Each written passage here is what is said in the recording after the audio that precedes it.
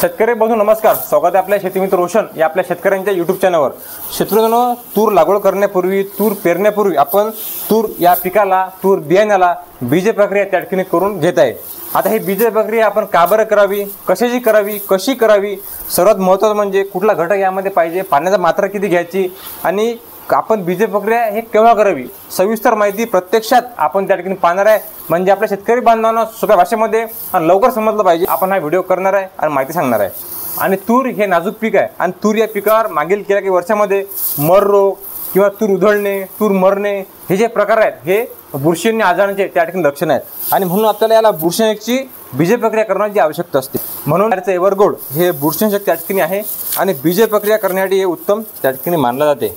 आपण किंवा आपल्याला इतर कोणाची करू आपण त्याची करू शकता। मार्केटमध्ये अनेक प्रकारचे औषध उपलब्ध आहेत बीज प्रक्रिया करण्यासाठी।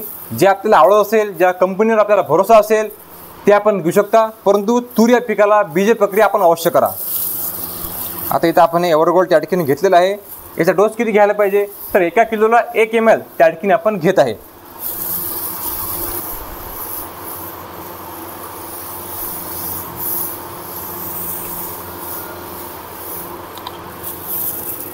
एक ml 1 किलोला 1 ml त्या ठिकाणी आपण घेतलेला आहे।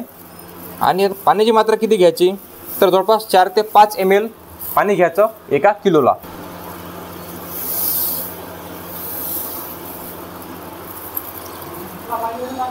हो,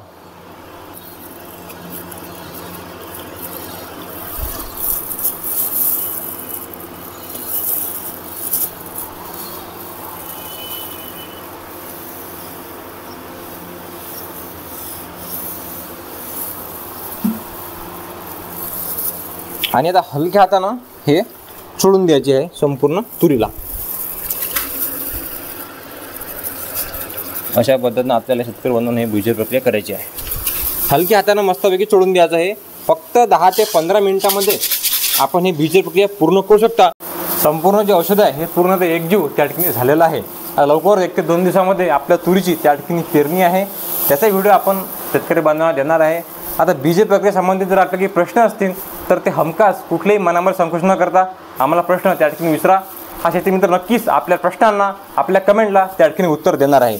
आणि शेतकरी बांधवांना सगळ्या भाषेमध्ये, आपल्या भाषेमध्ये, मराठी भाषेमध्ये हे बीज प्रक्रिया समजावी, माहिती समजावी, हाच त्या ठिकाणी आपला प्रामाणिक प्रयत्न आहे। या व्हिडिओमध्ये आपण थांबणार आहे इथंच। परत भेटू नवीन व्हिडिओमध्ये नवीन माहिती घेऊन। तोपर्यंत जय जवान, जय किसान।